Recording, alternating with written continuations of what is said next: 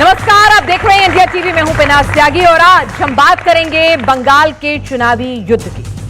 आज से 11 दिन बाद बंगाल में वोट पड़ने वाले हैं। इस चुनाव के और पिछले चुनाव के मुद्दे वही हैं, लेकिन अगर आप देखेंगे तो मूड मिजाज बदला हुआ है। कटमनी, टोलेबाजी, भ्रष्टाचार, हिंसा, तुष्टीकरण, घुसपैठ, इन्हीं नारों ने पिछले चुनाव में बीजेपी को 3 सीट से 77 सीट तक पहुंचा दिया था। इस बार बीजेपी की लड़ाई 77 से 148 तक जाने की है।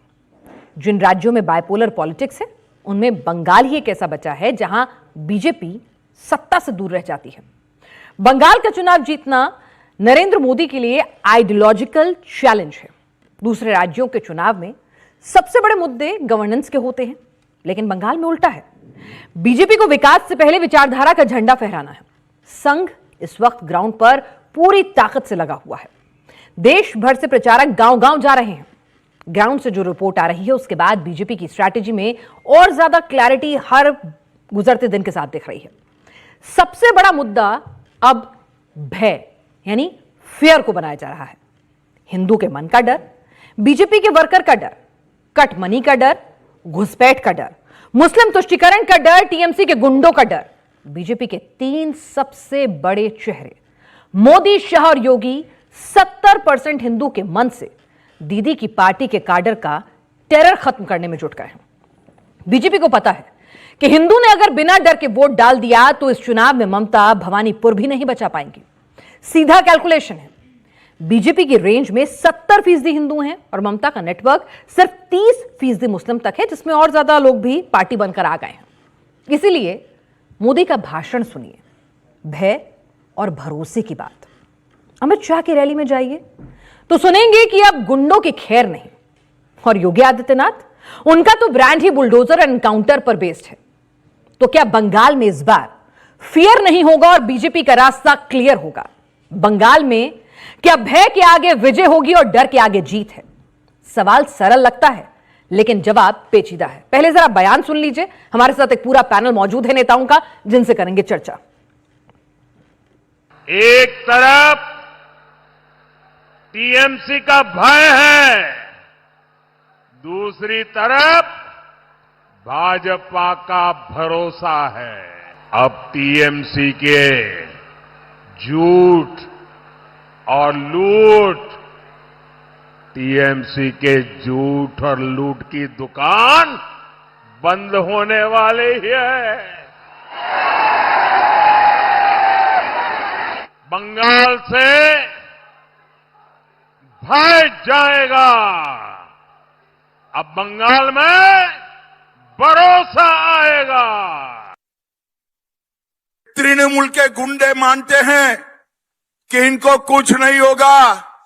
मैं आज इस मंच से तृणमूल के गुंडों को कहने आया हूं, जिनने भाजपा कार्यकर्ता को परेशान करा है, सरकार होने के बाद सबका हिसाब किताब बरोबर करने का काम। आज पूरे गुंडे एक बात कान खोलकर सुन ले, 23 और 29 को मतदान के दिन घर में बैठना, वरना बाद में आपकी खैर नहीं है, खैर नहीं। तो तारुफ करा दें कि यहां पर हमारे साथ जो पूरा पैनल है उन्हीं से चर्चा करेंगे कि भाई कौन किसको कैसे डरा रहा है। अगर पश्चिम बंगाल के राजनीतिक इतिहास को तलाशेंगे तो रक्त रंजित राजनीति वहां का मिजाज ही रहा है। तो अगर अब यहां से अगर बीजेपी सत्ता में आती है तो वो भी कह रही है कि भाई आपकी खैर नहीं होगी। डर यहां पे मुस्लिम अपीजमेंट का भी दिखाया जा रहा है, डेमोग्राफी बदलने का, सिविलाइजेशन खत्म होने का भी जताया जा रहा है और मुसलमानों को उनके हक और हुकूक नहीं मिल रहे हैं, ऐसा कहकर ओवैसी भी एक अलग तरह का डर दिखा रहे हैं। तो यहां पर अलग अलग तरह के डर हैं जिन पर चर्चा होगी, लेकिन सबसे पहले तारुफ कराऊं, शाहरुख प्रज्ञा है हमारे साथ, बीजेपी की प्रवक्ता, जोरदार तालियों के साथ स्वागत करें। रोहित कुमार सिंह है संयोजक युवा चेतना के हमारे साथ, निवान शर्मा है प्रवक्ता आम आदमी पार्टी से, तारिक खान है प्रवक्ता समाजवादी पार्टी से और मुमताज आलम रिजवी हैं राजनीतिक विश्लेषक हमारे साथ। तो शुरुआत शाहरुख प्रज्ञा आप ही से करेंगे। तो इस बार के बंगाल में डर के आगे जीत मिलने वाली है? बिल्कुल, मेरा आपको नमस्ते, सभी दर्शकों को नमस्ते। क्योंकि बंगाल की कुछ हालत इतनी खूनी हो चुकी है कि इस बार इलेक्शन कमीशन को डेटा मांगना पड़ा पिछले 7 चुनाव का, ये देखने के लिए कि कितना खून खराबा बंगाल में चुनाव के चलते नहीं, चुनाव के टीएमसी के जीत जाने के भी बाद होता है। और सबसे ज्यादा खतरनाक यही चीज है, आप चुनाव जीतने के लिए खून खराबा नहीं करते, चुनाव जीतने के बाद भी खून खराबा करते हैं, क्योंकि आप उन सब लोगों को एलिमिनेट कर देना चाहते हैं जो आपके साथ नहीं खड़े हैं आइडियोलॉजी की। ये भय की जो राजनीति पश्चिम बंगाल में चलती चली आ रही है, इस पे इस बार पूर्ण विराम लगाना बहुत जरूरी है। और अगर पिनाक जी आप देखें किस तरीके से भाजपा लोगों के दिल में घर करती जा रही है, वो हम पिछले 3 चुनाव से ट्रैक कर सकते हैं। अगर 3 सीट से हम 77 सीटों पर आ सकते हैं, 10% वोट शेयर से हम केवल करीब 40% वोट शेयर पर आ सकते हैं। पिछली बार ममता दीदी अपनी खुद की सीट हार गई थी, नंदीग्राम ममता दीदी हार गई थी। इस बात से ये साफ जाहिर होता है कि टीएमसी ने केवल भय की राजनीति करी है, खून की राजनीति करी है। 300 से ज्यादा भारतीय जनता पार्टी के कार्यकर्ता पिछले चुनाव के बाद बेरहमी से मार दिए गए। उसके बाद जितने उनके परिवारों पर अटैक हुए, रेप हुए, उन डिटेल्स में तो मैं इससे में जा भी नहीं रही। 2 लाख से ज्यादा सेंट्रल फोर्सेस की वहां पर यूनिट्स, लोग वहां पर तैनात हैं। तो मुझे पूरा यकीन है कि ये चुनाव पिछले चुनाव से अलग होंगे। सबकी नजरें टीएमसी पर टिकी हुई हैं। और आप देखिए कि चुनाव आने से पहले वापस से टीएमसी ने अपनी प्रक्रिया किस प्रकार से शुरू कर दी। जुडिशियल ऑफिसर्स तक का घेराव करा गया, 9 घंटे वहां से पुलिस गायब रही। और जब पूछा गया कि कहां थी आपकी पुलिस, तो वही पुरानी कहानियां ममता दीदी की वो बातें सुनती रह गई। तो इस सब चीज को खत्म करने के लिए बहुत जरूरी है इस बार कि हर एक नागरिक पश्चिम बंगाल का सामने आए, सरकार का सहयोग करे, इलेक्शन कमीशन का सहयोग करे, अपना सहयोग करे और सही जगह वोट डाले। क्योंकि इस भय पर अगर हमने पूर्ण विराम नहीं लगाया तो बंगाल से शुरू होकर वो देश भर में फैल जाएगा। चाहे वो घुसपैठियों की बात हो, वो सोशल सिक्योरिटी की बात हो, वो महिलाओं की बात हो, वो आरजी कार में हुए दरिंदगी के बाद जिस तरीके से सरकार ने स्टैंड लिया हो उसकी बात हो, मुर्शिदाबाद में कैसे हिंदुओं के घर जलाए गए उसकी बात हो, बीएसएफ को फेंस लगाने के लिए जमीन ना दी गई ममता बनर्जी की सरकार ने, वो बात हो, ये सारी की सारी चीजें केवल अब बंगाल के लिए डर तो आप भी दिखा रही हैं चारू जी, डर तो बीजेपी भी दिखा रही है। डेमोग्राफी बदलने का डर, घुसपैठियों का डर, हिंदुओं के साथ गलत होने का डर, सिविलाइजेशन खत्म होने का डर, तुष्टीकरण का डर तो यहाँ पर भी है ना। मैं आपको रोकना चाहूंगी, मैं आपको एक बात कहना चाहती हूँ। जो मैंने कहा मुर्शिदाबाद में हिंदू घर जलने की बात, ये मैंने नहीं कहा, ये कोलकाता के उच्च न्यायालय ने कहा, ये हाईकोर्ट का स्टेटमेंट है। हाईकोर्ट ने यह कहा कि पुलिस जानबूझकर वहां से गायब रही, पता नहीं कितने 100 घर जला दिए गए, हजारों लोग डिस्प्लेस हुए। हाईकोर्ट का स्टेटमेंट है। आपको उदाहरण एक और देती हूं, पिछले पंचायत चुनाव 2018 में आप जानती है 35% सीट ऐसी थी जहां पर ऑपोजिशन के नामांकन नहीं भरने दिए गए। कोलकाता हाईकोर्ट ने डेट एक्सटेंड करी नॉमिनेशन की। ये मेरे बयान नहीं है, ये हाईकोर्ट के ऑब्जर्वेशन है, इसलिए हमने भय नहीं फैलाया, भय की राजनीति पर पूर्ण विराम लगाया है। ठीक है तारिक साहब, जरा बता दीजिए कि इस बार प्रधानमंत्री कह रहे हैं कि भाई भय नहीं, भरोसा कीजिए। और पश्चिम बंगाल में डेटा भी जो है ना वो फेवर में नहीं जाता है। बीजेपी की एंट्री से पहले का भी डेटा निकाल लीजिए, वहां पर जिसकी लाठी उसकी भैंस, यानी जिसकी सरकार हो रही है, जिसका कैडर पे कब्जा है, चाहे फिर वो लेफ्ट की हो या फिर आज ममता दीदी की हो, उसका एक होल्ड रहा है। और रक्त रंजित राजनीति में चुनावी हिंसा अगर देश भर में होती है उसका 35% अकेले पश्चिम बंगाल में होता है। अभी कहा गया कि चुनाव आयोग ने डेटा मांगा, एनसीआरबी डेटा देता है ना, उसमें बंगाल कहां है जरा सर्च करिए। महिलाओं के खिलाफ क्राइम में बंगाल कहां है, किस और पहले बंगाल से ऊपर कौन कौन से स्टेट हैं, आपकी टीम होगी, कहिए सर्च करें। और वैसे मर्डर में कहां स्टैंड करता है बंगाल। तो जब हम स्टेट की बात करेंगे तो हम सिर्फ बंगाल की बात करेंगे, वहीं क्राइम है, बाकी तो हिंदुस्तान में कई मर्डर होते हैं। करेक्शन मैं यहाँ पर बाकी बंगाल का लॉ एंड ऑर्डर डिस्कस नहीं करी, एक मिनट सुन लीजिए। मैंने आपको जो डेटा कहा गया ना, इसलिए मैंने जो डेटा दिया वो डेटा दिया चुनावी राजनीति का, ठीक है, चुनावी जो हिंसा होती है उसका। और वो डेटा अगर आप कहेंगे तो मैं पूरा कोट कर दूंगी कि कहां से सोर्स है मेरा, मेरे पास है वो रिसर्च, जिसमें कहा गया कि पूरे देश में जितनी भी हिंसा होती है ना, चुनावी हिंसा, अगेन आई एम स्पेसिफाई यहां कर रही हूं, चुनावी हिंसा, ठीक है, उसका 30 से 35% अकेले पश्चिम बंगाल में होता है। ठीक है, ठीक है। अब बात आ गई घुसपैठ की, ये भी बात कही गई, कितने बंगाल से घुसपैठिए निकाले, कुछ डेटा होगा सरकार के पास, सरकार देगी या अमित शाह साहब बताएंगे, या भय की बात जब आप करेंगे तो वो सिर्फ बंगाल में करेंगे। आपने एसआईआर के जरिए किन किन जिलों में कितने कितने वोट काटे, ये भी देखने की बात है। वहां के एक रिटायर्ड जज है, मैं कहिए तो उनका नाम भी कोट कर सकता हूं, वो कई जगह जज रहे, कई कमीशन के अध्यक्ष रहे, उनका नाम काट दिया गया। इस तरीके से कई कई लोग हैं, मतलब ऐसे लोग हैं जिन्होंने देश के लिए, एक कमांडर है, उनका नाम काट दिया गया। तो इसलिए मैं कह रहा हूं कि वहां चुनाव मतलब आयोग, आप कह रहे हैं एसआईआर का डर दिखा रहे हैं? नहीं, चुनाव आयोग को आगे करके आप एक बात बताइए। नहीं, पूछ रही हूं मैं, सीधा सवाल, मैं कुछ नहीं बताऊंगी, आपसे पूछूंगी। मैं एक सवाल आपसे पूछ रहा हूं, बहुत छोटा सा है, इस बच्चों ये सवाल जो तो लोग हमें बैठे, पूछने दिया कीजिए इन लोगों सर। से पूछ रहा हूं, नेताओं से, अगर एक स्टेट में चुनाव है हाँ। और वहां की पार्टियां ये कहती हैं विपक्ष में, क्योंकि बंगाल में बीजेपी विपक्ष में है, हाँ। वो कहती है इन अधिकारियों को हटा दें, चुनाव आयोग चुप है, वो कह रहा है नहीं वो अधिकारी अच्छे हैं। जब वही विपक्ष बंगाल में कहता है कि इन अधिकारियों को हटा दी जाए, मिनटों में हटा दिया जाता है। ऐसा पक्षपाती रवैया चुनाव आयोग का क्यों है? खंगालेंगे ना, नहीं, इतिहास तो में ये समाजवादी पार्टी की सरकार केंद्र की तरफ से किनको हटाया गया, ये चुनाव पे रहते हैं, डेटा है सर। नहीं चुनाव पे रहते हैं ना मैम, मैं हम अभी चुनाव आ रहा है, चुनाव के वक्त अधिकारियों के तबादले की बात कर रही हूँ, ये सब भविष्यवाणी कर देता हूँ, मैं एक और भविष्यवाणी कर देता हूँ। यूपी में चुनाव होने वाले, हम कहेंगे ये अधिकारियों पे हमारा भरोसा नहीं है, एक अधिकारी नहीं हटाया जाएगा, ये भविष्यवाणी कर देता हूं, भविष्य भी बता देता हूं, यही होने वाला है। अच्छा। यही होने वाला है बंगाल में। आप तो चुनाव आयोग का यह काम नहीं है कि आप बीजेपी के एक प्रचारक बन के किसी भी स्टेट में काम करें, आपका काम है फ्री एंड फेयर इलेक्शन कराइए आप। हम ये कहते हैं, बीजेपी कहेगी कि ये अधिकारी हमें नहीं पसंद है, आप बता देंगे। पीडीएफ फॉर्मूला बहुत अच्छी जीत दिला के लग गया था, तब फ्री एंड फेयर था या नहीं था? नहीं, 24 में हम जीते, हम ये कहां कह रहे हैं 24 में हम हारे, तो फ्री एंड फेयर था कि नहीं था तब? 24 में अरे हम मेरे जीते, सवाल का जवाब नहीं दे रहे, तब फ्री एंड फेयर था या फियर वाला था? जनता के वोट से जीते थे। अरे तो जनता का वोट, फिर अब इलेक्शन कमीशन, इनको भी वोट जनता ही देगी सर। हम क्या फियर की बात करते क्यों हैं? क्या बंगाल में कोई फियर है क्या? हिंदुस्तान के किसी स्टेट में कोई फियर नहीं हो सकता। किस बिना पे अमित शाह कहते हैं कि फियर है?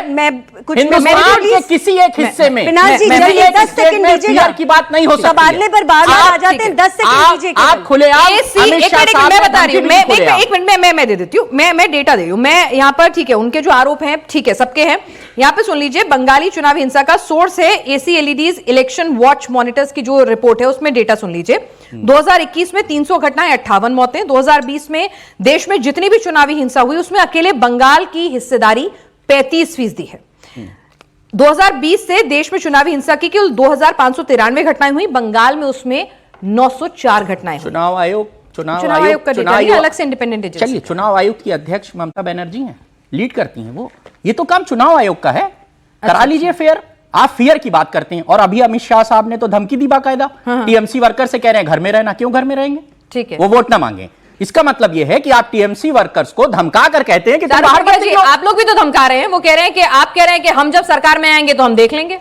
पिनाश जी, तबादले क्यों किए गए? नहीं, तबादले नहीं, पहले इस पे भी मैं आ रही हूँ। तबादले क्यों किए गए? 300 से ज्यादा जब लोगों की बेरहमी से मौत हो जाती है और उस पर इन्वेस्टिगेशन नहीं होता, तबादले नहीं होंगे? पूछा नहीं जाएगा क्या? एक दादी की उम्र की महिला इंसाफ मांगती मांगती पूरे पश्चिम बंगाल में घूमती, इंसाफ नहीं मिलता। यूपी में ये तबादले के लिए तो आप मानेंगे तब उतने ही अच्छे से। देखिए, मैं मानेगा उतने अच्छे से? नहीं, बिल्कुल क्यों नहीं मानेगा भाई। जहां पर समस्या है, जहां हिंसा है, वहीं पर तो सेंट्रल एजेंसी जाएंगी। 2 लाख लोगों को तैनात क्यों करना पड़ा? आप देखती है, विजुअल्स देखती हैं आप, गाड़ियों के ऊपर पथराव होता है, महिलाओं के ऊपर अटैक होता है। मैंने आपको जैसे कहा कि आप रेप देखे फांसी पे टांग दिए गए हमारे कार्यकर्ता, और क्या किया वहां के अफसरों ने? मैं फिर से पूछती हूं, क्या किया अफसरों ने? और इस बार भी सुप्रीम कोर्ट ने बिल्कुल स्पष्ट रूप से कहा है कि पुलिस की गलती थी। अगर जुडिशियल ऑफिसर वहां जाके सेफ नहीं फील करता, सुरक्षित नहीं फील करता, यही तो है फियर की राजनीति। ठीक है, अब दूसरे सवाल, एक सेकंड, दूसरा सवाल मैं नहीं छोड़ूंगी ना, आपके फायदे का सवाल है, पूछ लेते हो जी। अमित शाह जी भी तो डरा रहे थे, वो कह रहे बिल्कुल नहीं, उन्होंने ये कहा कि टीएमसी प्यार से बात कर रहे थे कि देख लूंगा। नहीं, टीएमसी के वो कार्यकर्ता जो गाड़ियों का घेराव करते हैं, टीएमसी के वो कार्यकर्ता जो पथराव करते हैं, टीएमसी के वो कार्यकर्ता जो वो तमंचे लेकर चलते हैं, जिस वजह से कोई पोलिंग बूथ के पास तक नहीं जा पाता। इस बार जिस तरीके से कैमरे तैनात हुए हैं, अगर आप जैमिंग करने की कोशिश करेंगे, बूथ कैप्चरिंग करने की कोशिश करेंगे, भाई ये सब काम करने देंगे क्या हम टीएमसी के कार्यकर्ताओं को? हमारी पूरे देश की नजर है इस चुनाव पर, पूरे देश की। ठीक है निवान सर, अगर आपसे पूछें तो ये बता दीजिए, फ्री एंड फेयर इलेक्शन, ये इलेक्शन कमीशन का काम होता है? और भाई आपकी जैसी पार्टी जो बिल्कुल जिसे कहते हैं कि आंदोलन से उभरी हुई पार्टी है, जिसका कोई अपना बेस नहीं था, वो एक बार नहीं 2 बार सत्ता में आती है और एक अच्छी थंपिंग मेजोरिटी से आती है, तो आपको इलेक्शन कमीशन पे भरोसा है कि नहीं है? देखिए, इलेक्शन कमीशन पे भरोसा मैं आपको कुछ डेटा के साथ बताना चाहता हूं कि होना चाहिए कि जवाब दिया कीजिए। नेताजी जब तक इमरती नहीं बनाएंगे जवाब नहीं मिलेगा। अच्छा, और तुम्हें को डिकोड करना पड़ेगा। नहीं है। अब मैं उसका डेटा दे देता हूं कि क्यों नहीं है। उसका ये एक आर्टिकल है, नेशनल एजेंसी का आर्टिकल है, जो ये बताता है कि पिछले एक साल के अंदर 12 स्टेट्स के अंदर लगभग 5.2 करोड़ वोट्स कट चुके हैं, जो लगभग 10% है एवरेज हर एक स्टेट में। ये एक डेटा है। उसके हिसाब से अब ये एक और डेटा है जो ये बताता है कि महाराष्ट्र चुनाव के अंदर यही 10% वोट कटने के बाद बीजेपी 288 में से 235 सीटें जीत गई। हरियाणा इलेक्शन के अंदर यही 10% वोट कटने के बाद बीजेपी केवल 0.6% वोटों से जीती और पूर्ण बहुमत की सरकार बनाई। उसके बाद बिहार में 65 लाख वोट इन्होंने काट दिए, लगभग वही उतना ही परसेंटेज, और उसके बाद एक एक सीट पे 80-80 हजार वोट काट दिए। और ऐसी सीट्स है जिसमें केवल इसमें जिसमें मैं कंप्लीट एक मिनट में कर लीजिए रिसर्च करके आया हूं थोड़ा सा। नहीं ठीक है नहीं पढ़ के आए तो बताइए। तो 80-80 हजार जो हैं वो वोट काट दिए गए और 10,000 वोट के मार्जिन से 8,000 वोट के मार्जिन से बीजेपी जीती है। उसके बाद मोस्ट इंपॉर्टेंट, दिल्ली ऐसा राज्य है जिसके अंदर इन्होंने मुख्यमंत्री को उठा के जेल में डाल दिया, सिटिंग मुख्यमंत्री को, और उसकी सीट अदालत ने डाला कि सरकार ने डाला? वो ठप्पा लगा दिया इनके ऊपर कि ये झूठे हैं। अदालत ने तो लगाया, अदालत ने लगाया, अदालत ने तो ठप्पा लगाया इन पे कि ये झूठे हैं। तो मुख्यमंत्री को जेल में डाल दिया और 40,000 वोट काट दिए और मुख्यमंत्री 3,000 वोट से हार गए। तो डेटा ये कह रहा है कि बीजेपी ने वोट काटे हैं, वोट काटने के बाद उन थिन मार्जिन वाली सीट पे वोट काटे हैं और वहां पे जो है वो बीजेपी बहुत थिन मार्जिन से जीत के सरकार बना लेती है। डेटा मैं भी दे दूं। और दूसरा कंप्लीट एसआईआर का पश्चिम बंगाल का, ठीक है, आप कह रहे हैं ना वोट काटे हैं, चलो ठीक है, मान आप, वैसे तो काम इलेक्शन कमीशन का होता है और ये एक जिसे कहें कि दशकों से चली आ रही प्रक्रिया है एसआईआर की, ऐसा नहीं है कि पहली बार हो रही है। लेकिन ठीक है, अगर आपकी बात को एक मर्तबा सही भी मान लिया जाए तो आपको बताऊं कि बीजेपी अपने वोट क्यों कटवाएगी?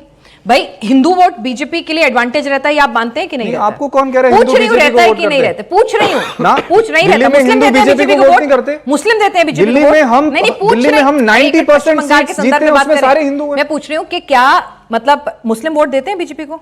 नहीं, क्या पता, पूछ रही हूँ, मुझे क्या पता, ये तो अच्छा, मुस्लिम जानेंगे। नेताजी, मैं हिंदुओं की बात कर सकता हूँ, हिंदू वोट नहीं करते। और दूसरा देखिए, मैं आपको एक चीज और कहना चाहता हूँ, जस्ट कंप्लीट करो 10 सेकंड। क्योंकि पश्चिम बंगाल में मुर्शिदाबाद, मालदा, जो जिस रीजन से जो वोट कटे हैं एसआईआर के थ्रू, उसमें जो डेटा भी ताजा फर्दर डेटा है, क्योंकि भाई पहले लिस्ट आती है, फिर फर्दर डेटा आता है, कितनी महिला, कितने पुरुष, कौन से रीजन में कितने, कौन सी धर्म, तो वो जो डेटा है फर्दर, उसमें कहा जा रहा है, if I am not wrong, 63 और 65, ठीक है, अप्रोक्सीमेटली वो हिंदू हैं और 30 से 33 की रेंज में मुस्लिम देश वोट के कटे। 60% वोट कटने की बात की है। देश के 60% हिंदू बीजेपी से नफरत करते हैं। अच्छा। क्योंकि देश के 60% हिंदू जो हैं वो अपने धर्म पे गर्व करते हैं और ये लोग हमारे धर्म को बदनाम करने का काम करते हैं, इसलिए इनसे नफरत करते हैं हिंदू।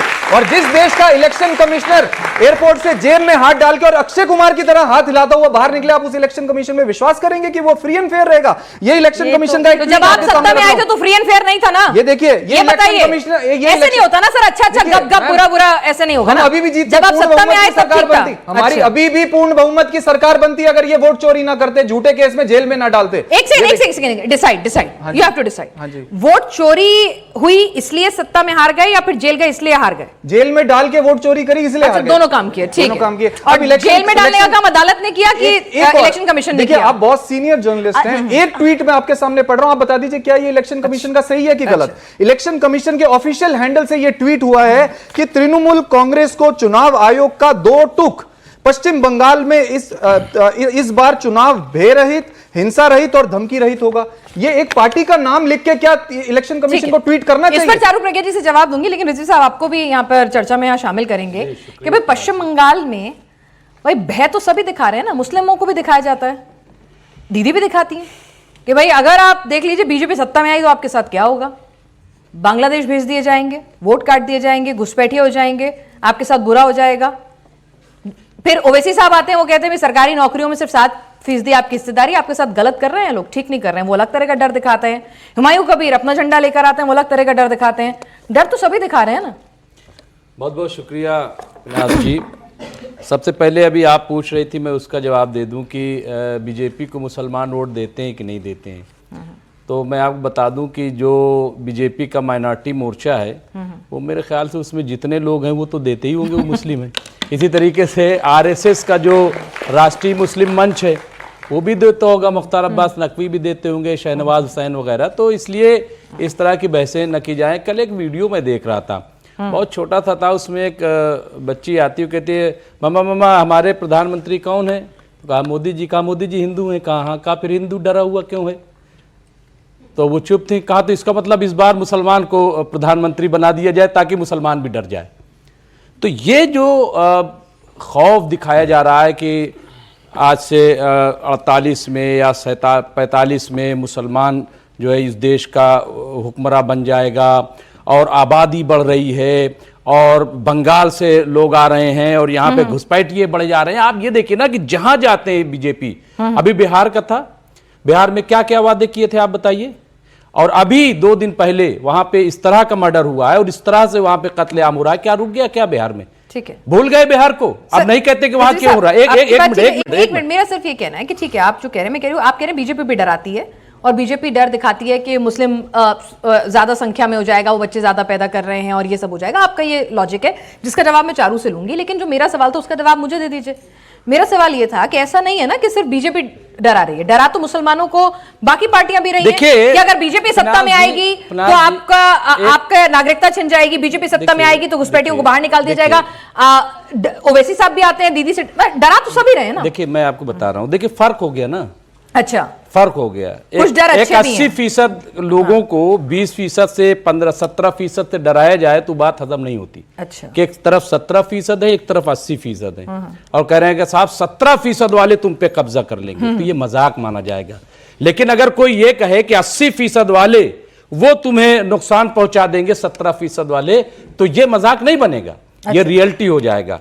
आज बीजेपी 14 के आने के बाद से जिस तरह से माइनॉरिटीज के राइट्स पे हमला कर रही है, ठीक है, और तमाम जो संविधानिक जो उसमें क्या क्या अधिकार है माइनॉरिटी के जो संविधान ने आपको दिए हुए थे, कौन कौन से माइनॉरिटी के अधिकार छिन गए, लिस्ट बता दीजिए। अच्छा लगेगा जान के। आपको पता ही नहीं है? नहीं पता, बता दीजिए। अरे मौलाना आजाद एजुकेशन जो वो उसको छीन लिया, उसमें स्कॉलरशिप दी जाती थी, उसमें कंपटीशन की तमाम चीजें थी, उसको छीना कि नहीं छीना?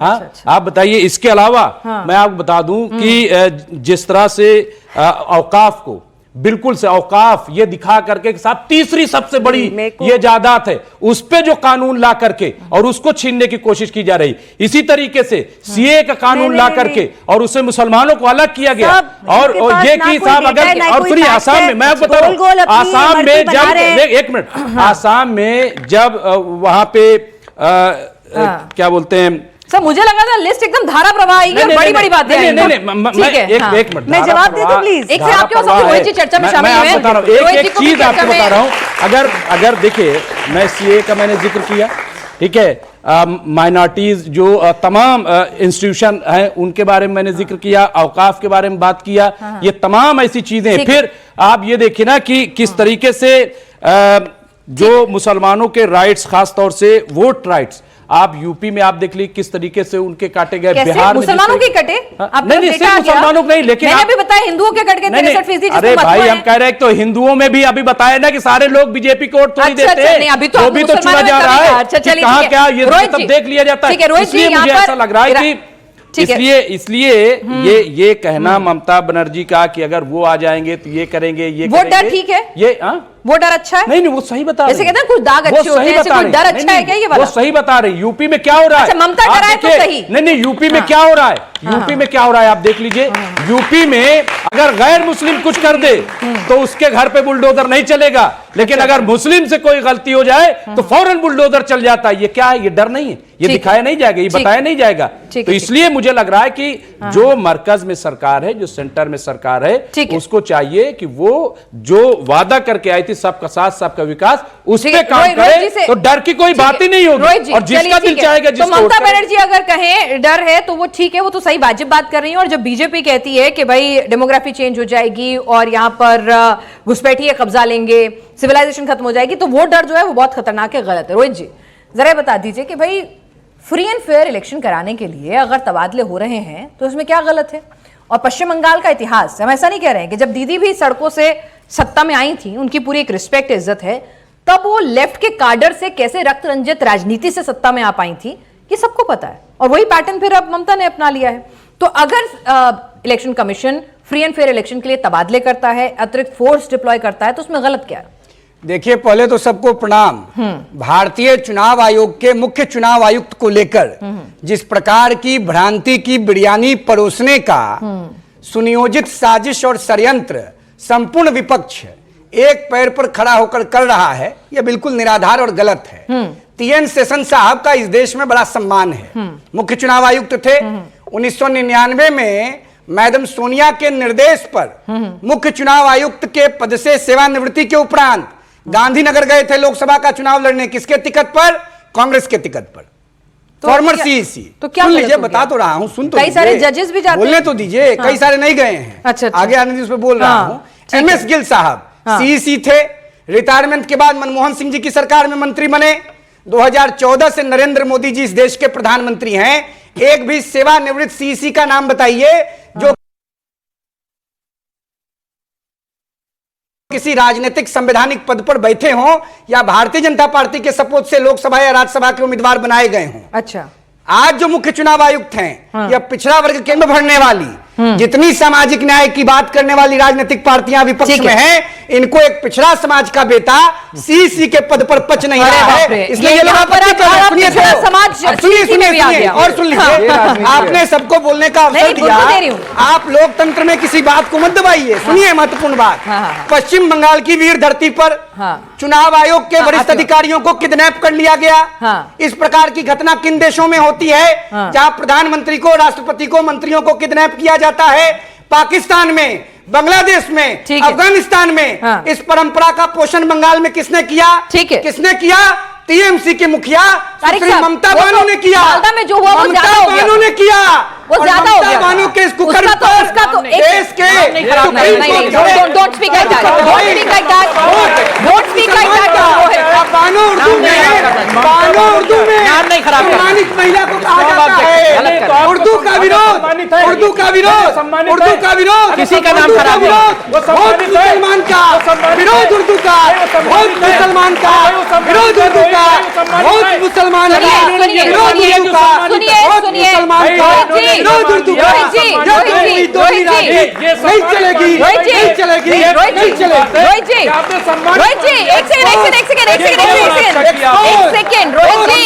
अरे रोहित जी, मुसलमान का विरोध, उर्दू का सम्मानित मान लिया। अरे बोलिए ना कुछ आप लोग। क्यों बोले भाई? आप बोल रहे हैं, मौका ही नहीं दे रहे हैं। आप मौका ही नहीं दे रहे हैं। अरे रोहित जी, रोहित जी, अरे रुकिए। मुसलमान का, अरे रोहित जी, रोहित जी, अरे बानो का क्या रोहित जी, रोहित जी, रोहित जी, ममता, रोहित जी, ममता अभी टिकट नहीं मिलेगा, रुक जाइए, ठीक है ना? हाँ रुक जाइए, ठीक है। किसी का रोहित खान, उर्दू का रोहित खान, ठीक है, ठीक है, ठीक है, ठीक है। मौलाना चारू प्रज्ञा जी, ठीक है, समाजवादी पार्टी, एक सेकेंड, ममता, रोहित जी, ममता बानो, ममता बानो, रोहित खान, रोहित खान, रोहित खान मैं सम्मान दे रहा हूँ। खान उपाधि Rohit Khan. Let's not get in there. Charu Pragya ji, ठीक है, वाजिब बात आपके पास भी आ रही है सर। चारू प्रज्ञा जी कुछ भाई तो क्या वो खान उपाधि है? मैं सम्मान दे रहा हूँ। राहुल गांधी की तरह नकली नहीं है, नहीं, ये जनेब है। अरे भाई शान, सत्य सनातन धर्म की जय है। सम्मान दे रहे। चारू प्रज्ञा जी, सनातन धर्म की जय है। सम्मान देने की ममता बड़ी बानो अच्छी है। बहुत मुसलमान का रोहित खान, विरोध, उर्दू का रोहित देश देख खान, रहा है आज इंडिया टीवी पर। रोहित खान, इंडिया टीवी पर देश देख रहा है। रोहित खान, मौलाना, एक सेकंड, एक सेकंड, समाजवादी पार्टी, रोहित जी, रोहित जी, रोहित जी, रोहित जी, अब आप बस करेंगे, अब बस करेंगे, अब हो गया। आपने अपना पूरा मन से बोला, आपने जो तैयारी की थी। एक सेकंड बस, बस शांति, शांति, शांति। चारू प्रज्ञा जी मुझे बता दीजिए कि ठीक है भाई, अगर आप कह रहे हैं कि टीएमसी का काडर डराता है, वोटर्स को निकलकर पोलिंग बूथ तक जाने नहीं देता है, कार्यकर्ताओं को काम नहीं करने देता है, अपने घर के आगे झंडे नहीं लगाने देता है, लेकिन जब आप लोग हिंदुओं को कहते हैं कि भाई डेमोग्राफी बदल जाएगी, घुसपैठियां आपकी सिविलाइजेशन, आपकी परंपराओं को खत्म कर देंगे, ठीक है, और बड़े बड़े नेताओं के इस तरह के बयान आते हैं, तो फिर आप लोग क्या कर रहे हैं? उसको कैसे जस्टिफाई करेंगे? वो डर नहीं है। एक डर है लाठी डंडे का, एक डर है सोच का। पिनाज जी, सबसे पहले तो हम कोई डर नहीं फैला रहे हैं, हम आपको डेटा और फैक्ट्स दे रहे हैं। अगर आप बांग्लादेश के बॉर्डरिंग डिस्ट्रिक्ट्स का डेटा देखें, आप उसमें आप डेमोग्राफिक चेंज देखें पिछले 10 साल में, पिछले 5 साल में, आज की तारीख में, आपको अपने आप समझ में आ जाएगा। दूसरी बात, जब TMC rate card rate card निकालती है, नकली आधार कार्ड हिंदुओं बनाना को है। खत्म करने की साजिश हो रही है नहीं, जब इस तरह के बिल्कुल बयान नहीं, आते हैं। बिल्कुल नहीं। और जब आप हिंदुओं का जब नाम कहा लेती जाता है कि बंगाल की डेमोग्राफी को आपका चेंज किया जा सवाल- रहा है। नहीं, आपका सवाल बिल्कुल ठीक है, लेकिन जब आप हिंदुओं का किसकी है? नाम सेंटर लेती की? हैं, वही पूछ रही हूँ। एक मिनट मुमताज भाई, मैं क्या कहना चाह रही हूँ, जब आप हिंदुओं का नाम लेते हैं, मैं वापस आपको एक बात कहती हूँ, मैं तथ्यों के बिना कोई बात नहीं कहती। मुर्शिदाबाद में जो घर जले, क्या वो हिंदुओं के नहीं थे? जो लोग अपना घर छोड़ के गए, क्या वो हिंदू नहीं थे? क्या कलकत्ता हाईकोर्ट ने स्पष्ट शब्दों में ये नहीं कहा कि पुलिस हाथ में हाथ डाल के इन गुंडों का साथ दे रही थी क्योंकि इन हिंदुओं की मदद नहीं करी गई? क्या वो पलायन सच नहीं है, हमारी आंखों के सामने नहीं है? तो भाई आप इसको भय कैसे कह सकते हैं? तारिक साहब, और तारिक अगर साहब, हमारी आंखों के तारिक सामने साहब, हिंदुओं डर हर का पार्टी खून दिखाती है, बहेगा, डर तो हर हम पार्टी stand दिखाती लेंगे है। ना। कोई पिछड़ों के लिए कहती है कि उनके साथ गलत हो रहा है, दलितों के साथ, अपने अपने वोट बैंक को सब डराकर और थोड़ा सा भय पैदा करके रखना ही चाहते हैं। मुझे लगता है मुद्दे पे रहते हैं। हाँ। मतुआ समुदाय की बात करते हैं। ये पार्टियां कहती हैं स्वघोषित अपने आप को कि हम हिंदू को रिप्रेजेंट करते हैं। 24 परगना जिला है, वहां से मैक्सिमम वोट मतुआ समुदाय के कटे क्या किया? अमित शाह साहब जाते हैं 3 साल में 5 बार जाते हैं वहां, और मतुआ समुदाय से कहते हैं कि आपको हम जो सीए है उसके तहत हम नागरिकता देंगे। कई बार कहा है। जो उनके यहां नाम कटे हैं वो अफेक्टेड हुए ना। आप बता रहे हैं कि आप हिंदुओं की पार्टी, आप रिप्रेजेंट करते हैं हिंदुओं को, हिंदुओं के नाम भी कट रहे हैं, आप उनको नागरिकता भी नहीं दे रहे हैं। अब यहाँ पर जो पार्टी स्वघोषित अपने आप को हिंदू का रिप्रेजेंटेटिव बता रही है वो खुद हिंदुओं की दुश्मन बनी है। अब मतुआ समुदाय पे जवाब नहीं होगा। दूसरा सवाल इसमें मेरा एक सवाल है भाई, अगर हिंदुओं के वोट कटे, इलेक्शन कमीशन ने काटे, हाँ, तो फिर तो निष्पक्ष हो गया अमित ना। शाह साहब ने फिर क्यों कहा था कि हम पूछ रही हूँ नहीं, नहीं, वो वाली बात है, वो वाली बात है। मैंने कहा उसमें नाराजगी भी है, मैंने कहा उसमें नाराजगी भी है, वोटर लिस्ट से नाम कट गए, उससे बच नहीं सकते। अब उनकी नागरिकता का क्या होगा? मैंने आपसे क्या पूछा? ये हिंदू को रिप्रेजेंट करते हैं, ये जवाब इनको देना चाहिए। इलेक्शन कमीशन ने काटे मैम, इलेक्शन कमीशन ने काटे, और गृह मंत्री कह रहा है कि मैं जिम्मेदारी लेता हूं। 3 बार गए इन जिलों में जहां मतुआ समुदाय रहता है कि मैं जिम्मेदारी लेता हूं। अब उसकी जिम्मेदारी क्या? वोट कटने की नहीं, वो नागरिक नहीं है, वो नागरिक नहीं। और ये हिंदू के अपने आप को बताते हैं कि हम रिप्रेजेंटेटिव हैं, हम सेवर हैं आपको, स्वघोषित। अगर उनके नहीं कटते तो ठीक था। आपने कितना सेव किया? नहीं, ठीक और गलत की बात नहीं है। अच्छा। अमित शाह साहब के स्टेटमेंट की बात है, आपने कितना सही किया? ठीक है, कितना सही किया? दूसरा, घुसपैठ की लगातार बात करते हैं आपने। आप 10 साल का एरा जोड़ लीजिए, ठीक है, मनमोहन सरकार का, और ये अपना डेटा आप टीम से कहिए निकाल लें कितने लोगों को वापस बांग्लादेश में। ठीक है चारू प्रज्ञा, वो डेटा तो आप लोगों के फेवर में नहीं जाता है जिसमें घुसपैठियों को वापस भेजने की बात है। हालांकि अब जिनके वोट कट गए हैं, क्या सबको आप घुसपैठी ही मान के चल रहे हैं? देखिए, हाँ या ना? जिनके वोट कटे हैं वो इसलिए भी कट सकते हैं क्योंकि उनका देहांत हो चुका है। इसीलिए वोट कट चुके हैं क्योंकि हो सकता है वो देश के किसी और हिस्से में जाकर अब रहते हो, वहां पर जो जिंदा है और जिनके वोट कट गए। चलिए अगर ऐसे होगा तो प्रक्रिया है ना, संवैधानिक प्रक्रिया है वोट बनाने की, एरर लॉन्च करने की। बंगाल में कितने लोगों ने लॉन्च किया मुझे बताइए ना। लाखों में, लास्ट बात, अगर लाखों की संख्या में वोट कटे होते, क्या वो जनता सड़क पर नहीं उतरी होती? आपने अपने स्टूडियो में बुलाकर खड़े कर लिए होते 100 लोग जिनके वोट कटे। कहाँ है वो लोग? दिखाइए ना मुझे, बताइए ना मुझे। समाजवादी पार्टी लाती है कई बार। एक्चुअली मेरा क्वेश्चन ये है इन्हें सर से, इन healthy democracy actually change is very much necessary. और अगर बीजेपी के आने से डबल इंजन सरकार बन जाती है बंगाल में, तो इससे आपको क्या दिक्कत है? मतलब इससे देश को फायदा ही होगा। यूपी में भी चेंज कर देते हैं। वो कह रहे हैं चेंज बंगाल में, यूपी में भी करिए। वो वाला फेवर कर देता हूँ, वो वाला चेंज सरकार तो तभी बन पाएगी ना जब बंगाल में चेंज के साथ बीजेपी आएगी। बड़े भाई, मैं आपके चेंज के साथ हूँ, वहां चेंज कर और देते हैं। सर दूसरी यहाँ बात यह है कि समाजवादी देश पहले होना चाहिए, आप लोग पार्टी पहले रखते हो, ठीक है ना? भाई उनका काम है पार्टी पहले रखना। कब देश को पहले नहीं रखा? आ रही हूँ, आप सबके पास आ रही हूँ। एक सेकंड आपके पास आ रही हूँ। जी पूछिए। मेरा सवाल समाजवादी पार्टी के प्रवक्ता से, आपने अभी जस्ट अपनी स्टेटमेंट में कहा कि बंगाल में फेयर इलेक्शन हो रहे हैं। देश में जो राजनीतिक हिंसा होती है उसका 35% हिंसा बंगाल की है। ईसीआई मतलब क्या जो 2 लाख की संख्या भेजा बंगाल में, वो क्या खिलौने बेचने के लिए भेजा है? क्या डर का माहौल नहीं है? डर का माहौल तो अमित शाह साहब ही बना रहे, कह रहे हैं कि जो टीएमसी कार करता है कि आप लोग बाहर मत निकलिए। आ रही हूँ, एक मिनट, कुछ सवाल हम ले लेंगे। चारू प्रज्ञा से उसका जवाब लूंगी जी, कि डर का माहौल बना रहे हैं अमित शाह। सर मेरा सवाल आपसे है तारिक खान जी। जी, फेयर इलेक्शनों की बात आप बंद कीजिए। आपकी पार्टी ने खुद गैंगस्टर्स को, खुद अपराधियों को टिकट दे दे के जो पनाह दी थी, वो आप कैसे भूल सकते हैं सर? मैं लिस्ट दे दूंगा आपको। ठीक है, ठीक है, एक पीछे मैं धनंजय सिंह जैसे नेताओं की लिस्ट दे दूंगा जो बीजेपी के समर्थक। अच्छा, ठीक है। मेरा सवाल धनंजय सिंह, अजीत सामने सिंह जो सौ सर नाम है। हैं इनसे है, इन्होंने अभी कहा था कि उत्तर प्रदेश के अंदर बुलडोजर चल जाता है। जब मुजफ्फरनगर दंगा हुआ था उस समय समाजवादी की सरकार थी और टोपियां चेंज करके लोग आ रहे थे, सामने कॉन्फ्रेंस कर रहे थे, तो वो समय सही था कि आज उत्तर प्रदेश सुरक्षित है, कोई दंगा नहीं हो रहा, ठीक है। और उसके बाद में ये सर जो अग्रेसिव हिंसा का रास्ता जो होता है वो आसान होता है, लेकिन अपनी सोच को सामने वाले का दिल जीत लेना वो मुश्किल होता है, जो शायद संघ और नरेंद्र मोदी जी देश की जनता में छाए हुए हैं। आप अभी भी हिंसा के रास्ते पे हैं, हिंसा के रास्ते पे आपने संभल अभी में भी क्या हुआ था? अरे सवाल संभल में हिंसा हुई थी ना, तो आप उसको मतलब जो आप जीते तो ध्रुवीकरण नहीं है, नहीं, आप नहीं। जीते तो वोट चोरी नहीं वो है। अगर कैसी भाजपा हिंसा थी? जीतती है, बहराइच में कैसी हिंसा अगर हुई थी? भाजपा जीतती है तो वोट बहराइच में चोरी है, कैसी हिंसा हुई? ध्रुवीकरण है। ये माइक छोड़ आइडियोलॉजी जो दीजिए, है, आप स्टूडेंट है, नेता मत बनिए। दे दीजिए ना माइक थोड़ी देर के लिए प्लीज, दूसरों का भी नंबर आने दीजिए। हाँ देखिए, मेरा सवाल आपसे सिंह साहब, हाँ जी, आपने कहा कि ये जो आपने अभी सारी बातें बोली थी, मैं कहता हूं कि बीजेपी जो है सबसे ज्यादा अगर जाति अगर विघटन कराने की अगर बात करें तो बीजेपी कराती है। क्योंकि देखिए अभी उनको अगर मैं मानो जितने भी यहाँ पे पब्लिक है, अगर इनकी बात सुने तो देखा जाए तो बहन मायावती जी जब बीएसपी की सरकार थी सबसे ज्यादा वहाँ उस समय जो है सुशासन था यूपी में। इस बात को सभी लोग मानते हैं कि नहीं मानते हैं? अब जब 27 का चुनाव आने वाला था तो बीजेपी को यह लग गया कि कहीं फिर वही समीकरण न बन जाए दलित और ब्राह्मण। इससे पहले यूजीसी ले आकर लड़ा दो दोनों को, और यूजीसी में दलित के साथ में ओबीसी को भी जोड़ दिया ताकि वो कमजोर न पड़े, दोनों मिल जाए। किसी और को भी नंबर दे दीजिए ना, क्या ये तोड़ने की नहीं राजनीति है? जी जी जी, आइए चलिए, ठीक है। देखो, यहाँ पर फियर शब्द का बहुत इस्तेमाल हो रहा है। फियर तब होता है जब राज्य की मुख्यमंत्री महिला होकर के महिलाओं को ये बोले कि 10 बजे के बाद घर से बाहर नहीं निकलना चाहिए, बजाय उनको सशक्त करने के, उनको प्रोटेक्ट करने के। फियर तब होता है जब किसी पार्टी का अध्यक्ष ऑडियंस भी आज नेता बनी हुई है। माइक छोड़ दीजिए ना सर। हाँ ठीक है, और कोई है जिसका सवाल रह गया हो? जी फटाफट से पूछिए, वक्त की कमी, आपके पास भी आएगा, नाराज मत होइए, जल्दी से छोटा सवाल।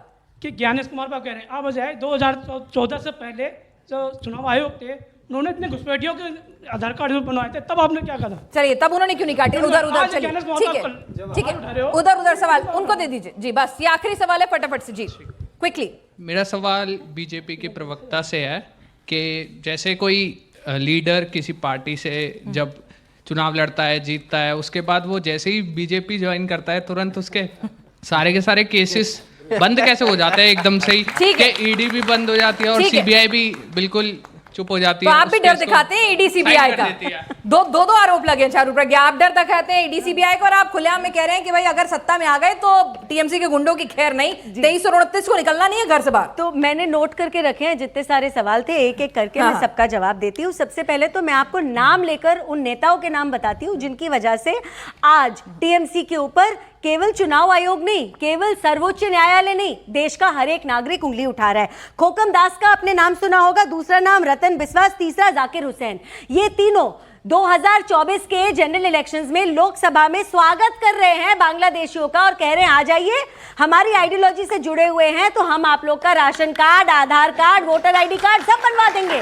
और अगर आप हमारे से अलाइंड नहीं है तो हम आपका सहयोग नहीं करेंगे। ओपन स्टेटमेंट्स हैं ये। तो मुझे बताइए इनके खिलाफ किसने स्टैंड लिया? टीएमसी सरकार ने। बल्कि ममता बनर्जी ने तो ये तक कहा घुसपैठी है तो क्या हुआ, हम इनको राशन बांटेंगे। ममता बनर्जी का बयान है। वक्त की कमी, निवास सर को भी मौका देना है। दूसरी बात, सीबीआई का डर और ये जो अभी स्टेटमेंट थी वो वाला डर। ईडी और सीबीआई की जो सक्सेस रेट है, पार्लियामेंट में डेटा दिया गया है 95% से ऊपर का है। हाँ ये जरूर है कि हमारे देश में केसेस के इन्वेस्टिगेशन में लंबा समय लग जाता है। तो मुझे बताओ ना कि किसको क्लीन वॉशिंग मशीन वाली बात ना, ये तो क्लीन, ये वॉशिंग मशीन वाला जो बयान है ये तो विपक्ष को एको करने वाली बात है। उन्होंने कह दिया, हम कह रहे हैं, बिना तथ्यों की बात है। देखिए मेरा सिर्फ इतना कहना है, युवा है, मेरा सिर्फ इतना कहना है कि क्यों चीफ जस्टिस ऑफ इंडिया के चुनाव में जो इलेक्शन कमिश्नर के चुनाव में चीफ जस्टिस ऑफ इंडिया को बाहर निकाला गया, एक चीज। दूसरी बात, क्यों चुनाव आयुक्त को जो है वो लीगल प्रोटेक्शन दी गई। और मुझे घोर आपत्ति है इस बात पे अगर ये कहा जाए कि बीजेपी हिंदू पार्टी है, क्योंकि सबसे ज्यादा इतिहास में मंदिर इन लोगों ने तोड़े,